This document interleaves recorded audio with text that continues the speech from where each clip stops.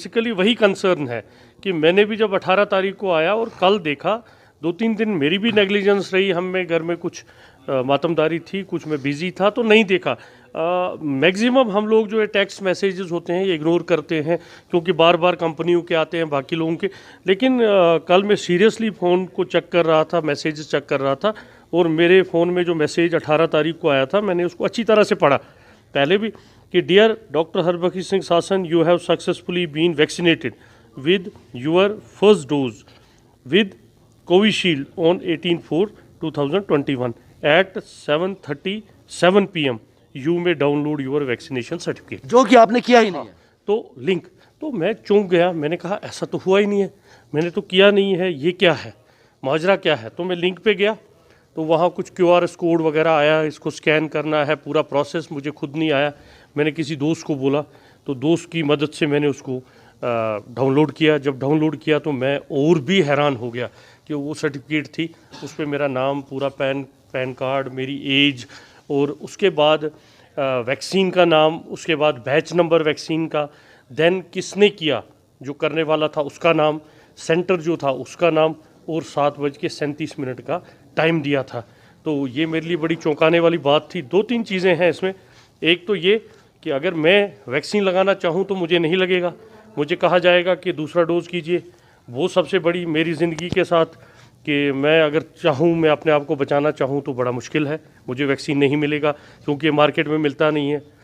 उसके बाद दूसरी बात, मैं पब्लिक रिप्रेजेंटेटिव हूँ, डॉक्टर भी हूँ, मेरी मॉरल रिस्पॉन्सिबिलिटी बनती है क्योंकि मैक्सिमम लोग यहाँ हैं जिनके पास स्मार्टफोन नहीं है, उनको मैसेज आती हैं वो इग्नोर करते हैं। कितने लोगों के साथ ये हुआ होगा मैं अभी बता नहीं सकता, लेकिन मेरे पास प्रूफ्स हैं। और जब ये वैक्सीन होता है सबसे बड़ी बात है कि तब फ़ोटोग्राफ्स उठाए जाते हैं, तब एक OTP जनरेट होता है, बाकी सारी ऐसा कुछ नहीं हुआ, मुझे कुछ भी नहीं पता है। 18 को मैं पुलवामा के इर्द गिर्द भी नहीं था, या मेरी मूवमेंट जो होती है क्योंकि मैं सिक्योरिटी के अंडर आता हूँ तो मेरी हर मूवमेंट जो होती है वो रिकॉर्डेड होती है।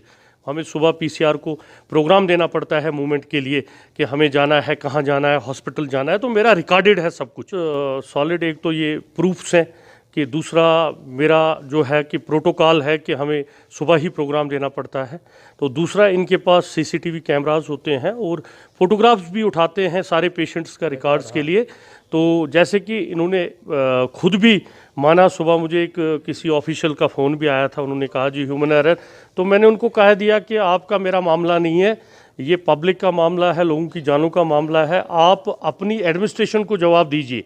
मैंने तो LG एडमिनिस्ट्रेशन और यहाँ के जो जितनी भी एजेंसियाँ इसको देखती हैं सबको मैंने थ्रू मीडिया अपील की है।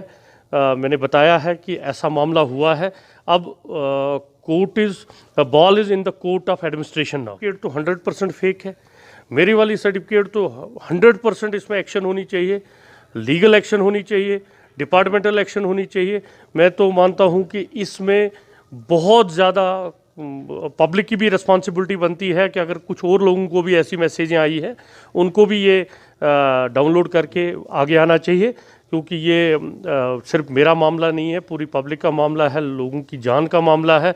अल्लाह ताला ना करे कि कभी किसी का एक्सीडेंट हो जाए, कोई मर जाए, उसकी सर्टिफिकेट ऑलरेडी जनरेटेड है, उसको कोई दूसरी दवा भी दे सकते हैं, उसको हो सकता है ना पता हो, कहीं हॉस्पिटल में हो, उसको दूसरा डोज दे दें, उससे रिएक्शन हो जाए।